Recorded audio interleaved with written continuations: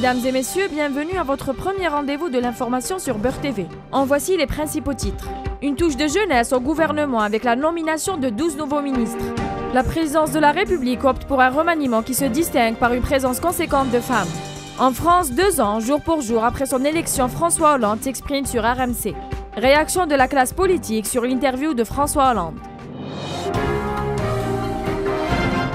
Le nouveau gouvernement de Abdelmalek Sellel, dont la composante a été officiellement rendue publique lundi par la présidence de la République, se distingue par l'entrée de technocrates et de jeunes, ainsi que le renforcement de la présence féminine. Un nouveau remaniement gouvernemental formé de 35 membres, 12 nouveaux ministres et 2 ministres délégués font leur entrée. La gente féminine fait quant à elle une progression conséquente, avec 7 femmes dans le nouveau gouvernement. En revanche, 12 ministres ont quitté l'arène gouvernementale.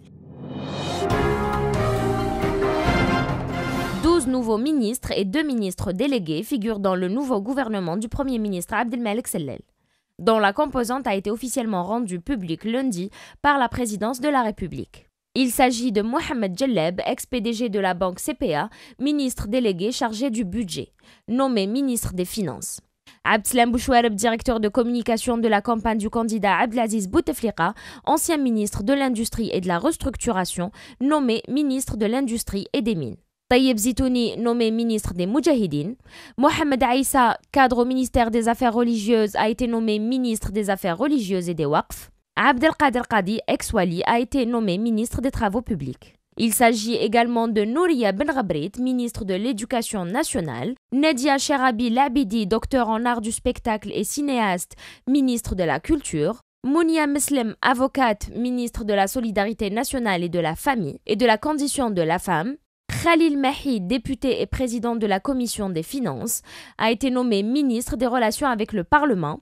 Abdelkader Khomri, ex-ambassadeur et ministre de la Jeunesse et Sport, a été nommé ministre de la Jeunesse. Hamid Green, journaliste, écrivain, a été nommé ministre de la Communication. Nouria Yamina Zarhouni, ex-Wali, a été nommé ministre du Tourisme et de l'Artisanat. Hadji Baba Ami, ex-PDG du Trésor, a été nommé ministre délégué auprès du ministre des Finances, chargé du budget et de la prospective. Aïcha Tarabou, la plus jeune, 35 ans, a été nommée ministre déléguée auprès du ministère du Tourisme et de l'Artisanat, chargé de l'artisanat. En revanche, 12 ministres ont quitté le gouvernement. Il s'agit de Karim Djoudi, ministre des Finances, Abdallah Ghoulam-Allah, ministre des Affaires religieuses et des Waqf, Mohamed Cherif Abbas, ministre des Moudjahidines, Farouk Chiali, ministre des Travaux publics, Khalida Toumi, ministre de la Culture, Abdelatif Baba Ahmed, ministre de l'Éducation nationale, Mahmoud Khadri, ministre des Relations avec le Parlement, Souad Ben Jaballah, ministre de la Solidarité nationale, de la Famille et de la Condition de la femme, Mustafa Ben Bada, ministre du Commerce, Mohamed Ben Meradi, ministre du Travail, de l'Emploi et de la Sécurité sociale, Mohamed Amin Had Saïd, ministre du Tourisme et de l'Artisanat, et de Medjid Bouguerra, ministre délégué chargé des affaires maghrébines et africaines. Par contre, 4 ministres ont changé de portefeuille. Il s'agit de Abdelkader Msahel, ex-ministre de la Communication, qui revient à son ancien poste de ministre délégué chargé des affaires maghrébines et africaines. Mohamed Jelleb, ex-ministre délégué chargé du budget qui prend le ministère des Finances. Amara Ben Younes, ex-ministre de l'Industrie et de la Promotion de l'Investissement, nommé ministre du Commerce. Et de Mohamed El Ghazi, ex-ministre délégué chargé de la réforme du service public, qui prend le ministère du Travail, de l'Emploi et de la Sécurité sociale. Quant à Mohamed Tehmi, qui était chargé du ministère de la Jeunesse et des Sports, il s'est vu confier uniquement le secteur des sports. Enfin, 2 ministères ont été scindés en 2 portefeuilles. Il s'agit de la jeunesse et des sports et de l'énergie et des mines. Le nouveau gouvernement du Premier ministre Abdelmalek Sellel, dont la composante a été officiellement rendue publique lundi par la présidence de la République, se distingue par l'entrée de technocrates et de jeunes, ainsi que le renforcement de la présence féminine. Ainsi, dans le nouveau gouvernement formé de 35 membres, Abdelmalek Sellel est l'exemple même de haut cadre technocrate, étant lui-même sans appartenance partisane. La gente féminine fait quant à elle une progression conséquente, dont le nombre de portefeuilles a été porté de 4 à 7 femmes dans le nouveau gouvernement.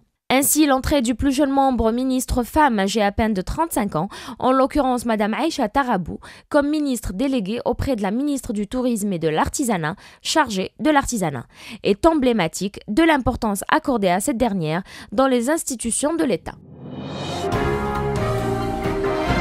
Nouria Benrabrit, chercheuse et directrice du Centre de recherche en anthropologie sociale et culturelle d'Oran. Elle a été nommée ministre de l'Éducation nationale, un département lourd qu'elle a hérité de Abdeltif Bab Ahmed. La ministre de l'Éducation nationale inaugurera ses premiers pas dans un secteur sensible où elle pourra afficher ses compétences qui restent dans son domaine de spécialisation. Surtout que sa nomination intervient dans un moment très délicat, notamment par l'approche des examens du baccalauréat. Sera-t-elle à la hauteur de cette mission? Et surtout, saura-t-elle éviter les erreurs de ses prédécesseurs? 9 islamistes armés ont été tués lundi par l'armée à Tamanrasset, 2000 km au sud d'Alger, près de la frontière malienne, a annoncé lundi le ministre algérien de la Défense. Suite à un accrochage au niveau de la zone frontalière dite Taoundert, à 80 km à l'est de Zaoutin, à Tamanrasset, un détachement de l'armée a mis hors état de nuire un groupe terroriste de 9 criminels. L'opération a permis de récupérer 8 fusils automatiques de type Kalachnikov, un lance-roquettes RPG-7, des moyens de liaison et une quantité importante de munitions, selon la même source. Cette opération qualitative intervient grâce à l'exploitation efficace d'informations sur les mouvements suspects d'un groupe terroriste et réaffirme encore la détermination de l'armée nationale populaire à poursuivre et anéantir ces bandes criminelles. Le ministère de la Santé a donné son accord pour la réalisation d'un hôpital privé dans la wilaya de Blida, a indiqué à Alger le ministre de la Santé, de la Population et de la Réforme hospitalière, Abdelmalek Boudief. C'est une première en Algérie, une autre phase pour dire que nous sommes ouverts au changement. Nous encourageons à faire ainsi un travail de complémentarité entre le privé et le public, a déclaré à la presse M. Boudief à la clôture des assises régionales de la santé. Il a par ailleurs indiqué que le dossier de la carte sanitaire qui aura pour mission de réorganiser complètement le fonctionnement du secteur de la santé a été finalisé et allait être présenté au gouvernement en vue de son adoption. Le projet de la carte sanitaire aura pour objectif notamment de concrétiser la santé de proximité pour les citoyens et de réduire le flux des malades dans les urgences, a souligné le ministre de la Santé, qui a en outre qualifié les travaux des assises régionales de la santé de très riches et de très variés, précisant que les assises nationales de la santé auront lieu les 9 et 10 juin prochains. Wallah wali Allah. Wallah wali Allah, wallah wali Allah. On a déplacé les populations des Aurès ديناهم لا فيرم سانت مارغوريت في البليده. سؤال كبير هذا يطرح، من هم ضحايا ماي 45؟ كيف نثبت ضحايا ماي 45؟ La commémoration du 8 mai 1945, prévue jeudi prochain, un moment critique dans la trajectoire du mouvement national et le début du compte à rebours de la guerre de libération à la lumière de novembre. قال عندنا 8 ملايين نفس، 8 ملايين جزائري تعرضت الجزائر لكارثة ديموغرافية نتيجة القمع الفرنسي، وعليه 8 ملايين هذون إذا كان فيه مسائل تعويض كما راهم يحبوا يطرحوا بعض الأخوة، فلنقول أنه 8 ملايين وليس 45 ألف جزائري. Journée du mardi 8 mai 1945 ne peut être oubliée par le moudjahed Shafi'i Mohamed Tahar. Habitant de la wilaya de Guelma, il nous a fait part de son témoignage.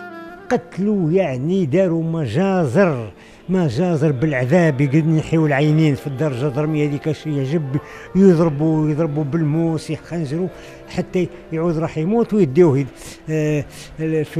في اجراف هكا ويضربوه بالرصاص وسلحوهم في المغازان تاع الجيش، سيحوا السيفيل كل دوله المكاحل ويقتلوا. ومن بعد الاميرال ديفال هذاك قال احنا عطيناكم 10 سنين، عطيتكم كي دار المبايعه كلي احنا اللي قتلنا، ما مش هما اللي قتلوا، وقتلوا الناس اللي كانت جات القرمه، كانت العام تاع الشر هكاك ما فيهش القمع، جاو مساكن في الخيم نتاعهم هذوك القواط، وقلعوا النساء هذيك جاو من مسيله، جاو من البريكه، جاو من خنشره، الفقراء كلها والله قلعوا لهم من الفرود وداو لهم الزرابه تاعهم وداو لهم كذا.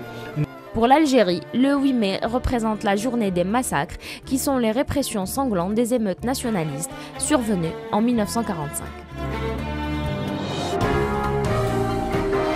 Le président de la République François Hollande était l'invité ce matin de BFM TV et RMC. Il avait abordé 3 chapitres concernant le chômage, la réduction du nombre de régions et les élections présidentielles de 2017. 2 ans jour pour jour après son élection, la presse dresse un bilan désastreux. marquée sur un fer rouge par une promesse non tenue, celle de l'inversion de la courbe du chômage. Loin de reculer, elle n'a cessé de progresser sous sa présidence pour atteindre un niveau record. François Hollande, qui reconnaît son échec, a par ailleurs déclaré « La baisse du chômage, c'est mon obsession, mon combat ». Ajoutant « Bien sûr, j'ai des regrets sur ces 2 premières années aux responsabilités, nous aurions pu aller plus vite ». Il promet de prendre des mesures supplémentaires afin d'alléger la situation insupportable que connaissent les Français. Abordant la question de la réforme territoriale, il a annoncé qu'il serait préférable de procéder au redécoupage d'ici les prochaines élections régionales et départementales. Par conséquent, le chef de l'État réfléchit à un report de 2015 à 2016 des élections régionales. Selon lui, il serait intelligent de faire des élections régionales et départementales avec le nouveau découpage. Interrogé sur un éventuel second mandat à l'Élysée, le président de la République a déclaré « Je suis dans un combat. Ce n'est pas mon élection ou ma réélection qui me préoccupe, c'est l'avenir de la France ». L'interview accordée ce matin par François Hollande à BFM TV et RMC a fait réagir la classe politique. Dans l'opposition, on estime que les vrais problèmes des Français n'ont pas été entendus. Pour François Copé, il est regrettable que François Hollande ne pense qu'au nouveau tripatouillage électoral, alors que les Français s'inquiètent de la crise économique. Le député UMP Laurent Wauquiez a lui aussi dénoncé le report des élections évoqué par François Hollande. Je trouve surréaliste que les Français soient préoccupés par le chômage et le pouvoir d'achat, alors que le président de la République annonce le report des élections prévues en 2015. François Hollande nous a dit qu'il veut aller encore plus vite, mais s'il veut aller plus vite dans la même direction, il va nous conduire dans le mur, encore plus rapidement. Et je crois que ce n'est pas une bonne chose pour la France et les Français, a lâché le vice-président du FN, Florian Philippot. Le président François Hollande croit toujours en l'efficacité de ces réformes et demande qu'on le juge à la fin de son quinquennat. 30 membres des forces du régime de Bachar el-Assad ont été tués dans la déflagration causée par des tonnes d'explosifs entreposés dans un tunnel sous le poste de contrôle au nord-est de la ville. Cette position faisait partie de la ligne de défense de l'énorme base militaire de Wadi Daif, qui est un des derniers bastions du régime dans la région d'Idlib, a indiqué l'Observatoire syrien des droits de l'homme. Les rebelles ont souvent utilisé les tunnels pour se déplacer en évitant l'aviation et pour attaquer des postes de l'armée avec des charges explosives. Plus de 25,3 millions de Sud-Africains sont appelés aux urnes mercredi pour élire 400 députés qui eux-mêmes désigneront le prochain président le 21 mai. Jacob Zuma au pouvoir depuis 2009 devrait être reconduit. Les sondages donnent tous un peu plus de 60% des voix à l'ANC, dirigé par le président Jacob Zuma, une ample victoire, mais moins que les 65,9% réalisés il y a 5 ans. L'ANC a perdu de son lustre depuis la victoire de Nelson Mandela en 1994. Le parti au pouvoir en Afrique du Sud devrait pourtant à nouveau remporter haut la main les élections législatives de mercredi, malgré la déception de millions d'électeurs.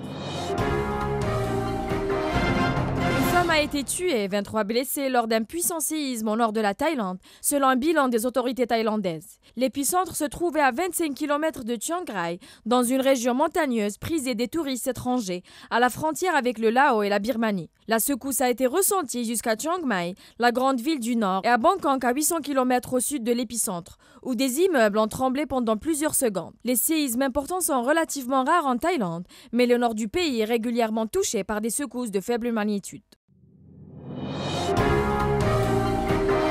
Nous commençons nos brèves culturelles avec le premier salon de la photographie de Ouargla, où près de 700 photos prises lors de différentes activités universitaires, culturelles, scientifiques, sociales, sportives et artistiques sont exposées.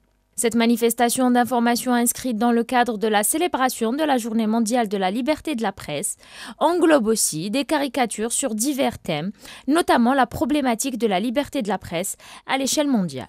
Le salon expose également des ouvrages, des revues sur la photographie et divers sujets scientifiques. Ce salon vise à mettre en exergue l'art de la photographie. Et nous clôturons notre journal par la 7e édition du Festival culturel local de la chanson oranaise qui s'étalera jusqu'au 10 juin prochain au théâtre de verdure Hasni Chakroun. La nouveauté de cette édition consiste en l'organisation d'un concours pour récompenser les artistes professionnels, auteurs des meilleurs textes, de musique et interprétations de l'année. Cette compétition s'ajoutera au traditionnel concours ciblant les artistes amateurs. Cette 7e édition sera une occasion pour rendre un hommage posthume à la regrettée chanteuse Soraya Kinen et au défunt musicien Mohamed Sarrour.